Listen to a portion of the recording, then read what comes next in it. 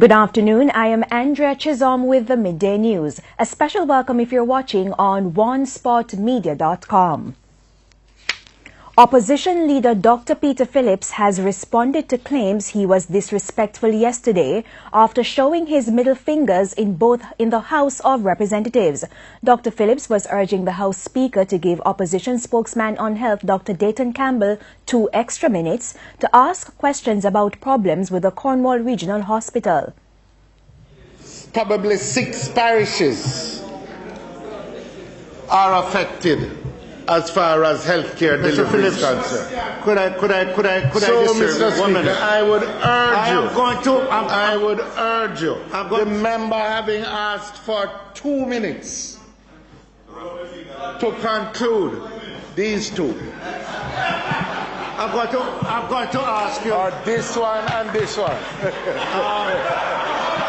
Mr. Phillips. Mr. Phillips, I'm going to ask.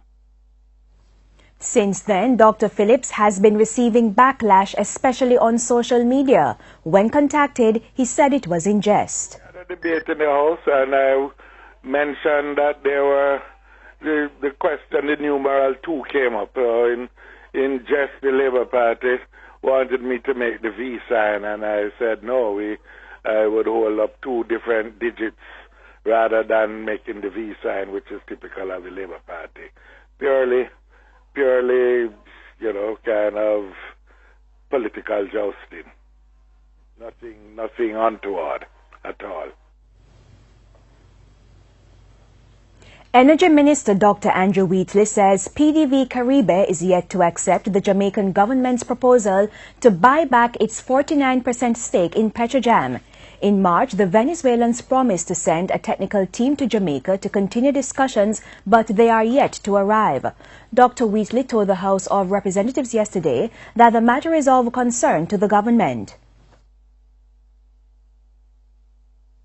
Our last communication was on April 16, 2018, by way of an electronic mail from PDV Caribe, inquiring, Mr. Speaker, on the taxation implications for PDV Caribe should they accept our offer.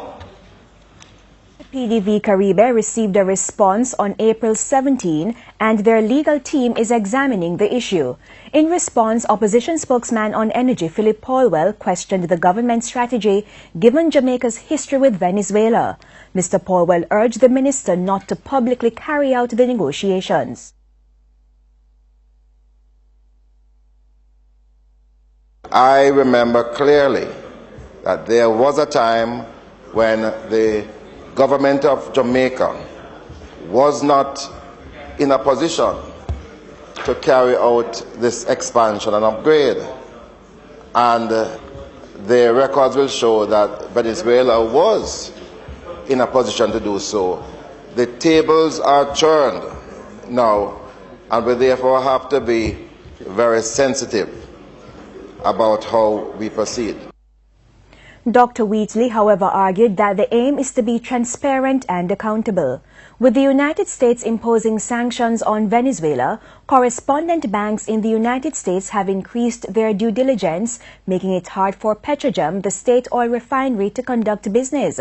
Since PDV Caribe is a Venezuelan company, the government wants to buy back its 49% stake in Petrojam to secure Jamaica's energy needs.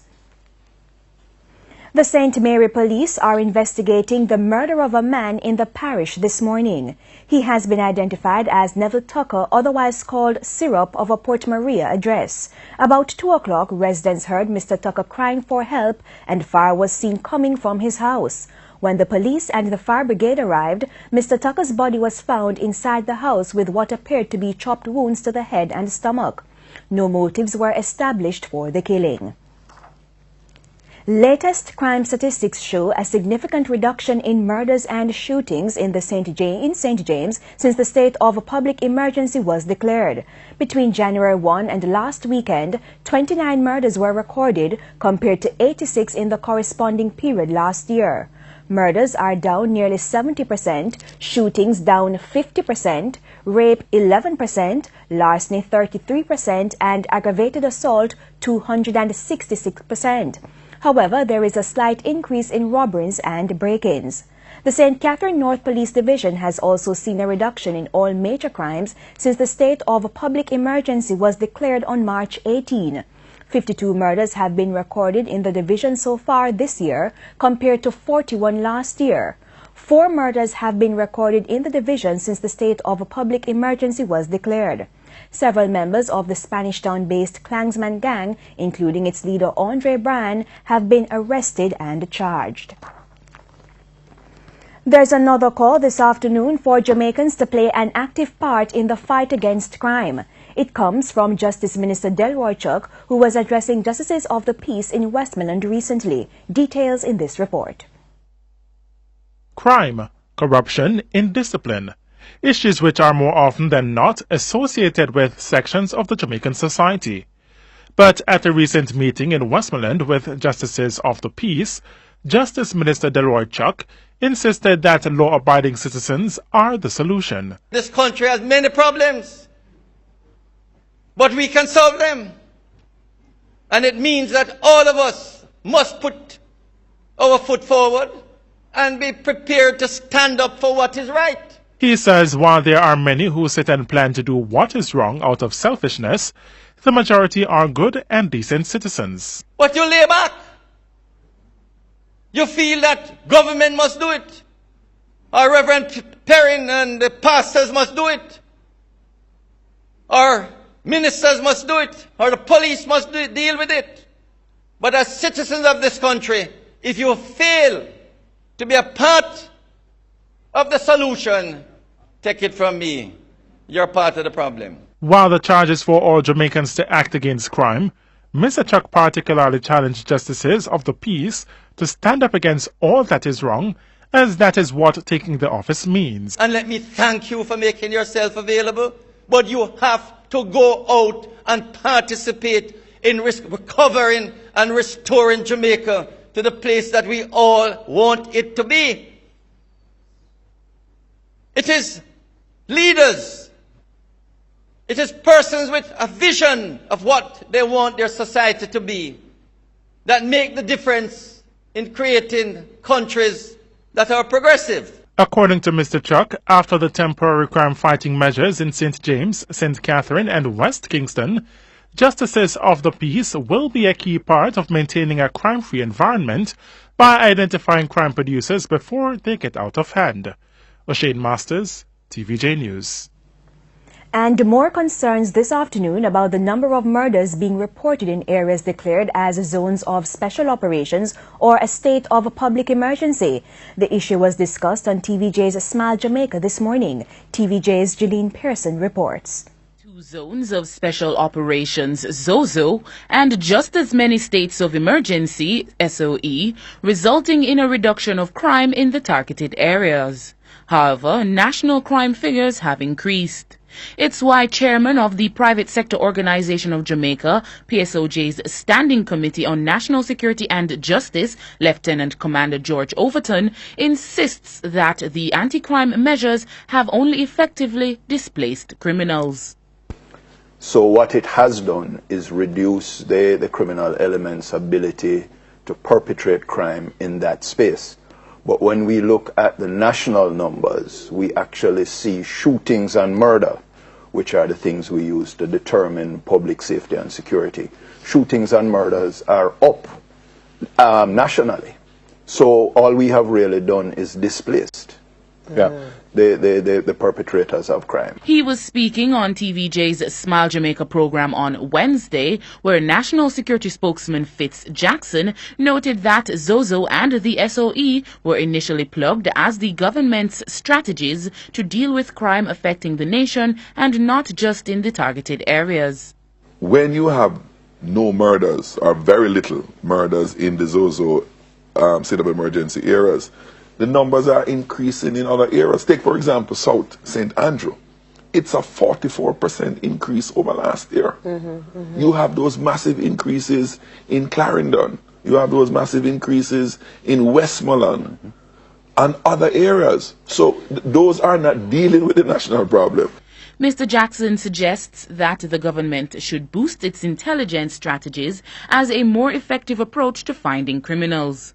We have said from last year, Prime Minister, target these areas. Look at these, the Montego Bay, all the areas of the high crime rate. Establish a task force and equip them with the requisite investigative tools so that they can seek to identify the perpetrators. Because the police already told you about the gangs that they have, Obviously, the intelligence capacity is very low. So what we have done is displaced the criminal element, and we do not have the resources in all the surrounding areas to deal with that bulge, nor do we have the intelligence on the ground to identify these new faces in the communities and go at them to see whether they are your perpetrators or not.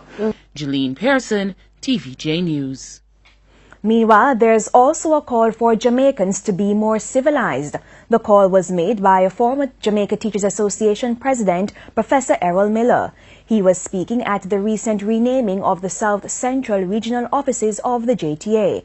He says we need to speak out about what is wrong, irrespective of the person or position they hold in society. Jamaica is still a place that you have to acknowledge. We can speak our own minds. Nobody can you know for what you say. It's when you begin to mash up the dolly house that is not right. Because whatever, no matter how terrible the thing is, somebody is benefiting from it. We can come down to benefits. And who will not surrender the benefit if they talk out? Increased counseling sessions have been provided to staff and residents at the Summerfield Girls' Home in Clarendon as they continue to mourn the loss of one of their caretakers, Kimberly Risden. Ms. Risden, who was a child development officer at the home, died last Friday in a motor vehicle crash. News of her death has left members of the facility in disbelief. It has had a tremendous impact on the staff and the girls here at Summerfield. She used to be basically a part of the setup. She has done tremendous work with the young ladies here and would have touched their lives indelibly, and also the staff. And as such, we recognize that, one, we had to send in from very early a team of counselors to work with the staff, work with the young ladies. We did that on Saturday, but I thought it important to follow up with a visit of my own, because you want to ensure that the girls and the staff know that at the highest level we are giving them the support that they need. State Minister in the Youth Ministry, Floyd Green, said the counseling sessions so far have proven successful. I think the fact that they were able to write their own notes and to put it, I think that would have helped get out some of their feelings. You actually had some notes with our young ladies who were apologizing for things that they may have done that she would not have approved of. And I think that would have come from the counseling saying, these things, you need to get them off, get them out of your system. So you can see from them, they're still very sad, but they're in a more reflective mood now. And I think it has set a foundation for us to work with them to move forward.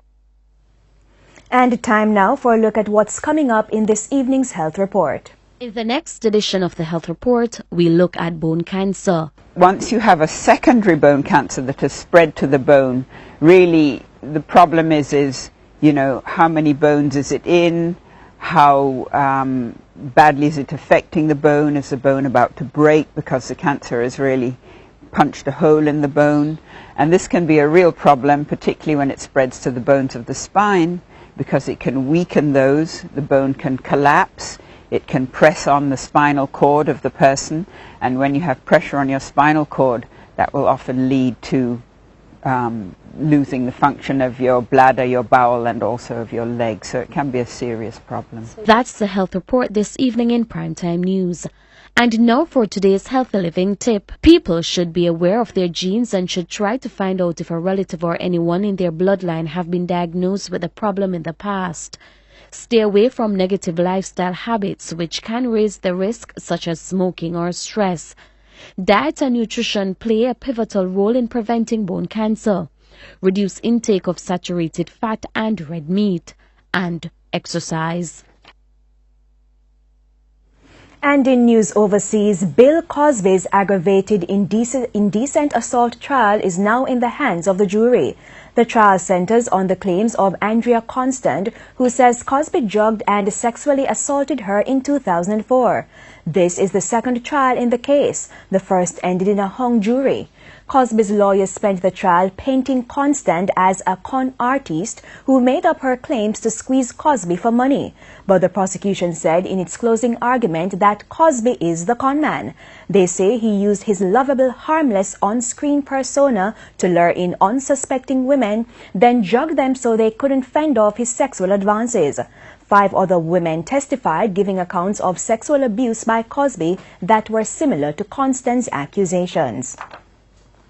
And in sports, former champion Devon Concrete Moncrief will seek to put Jamaica 3-1 up on Canada when he takes on Tyler Wilson in the 4th fight of this year's Ray and Nephew Contender Welterweight Series.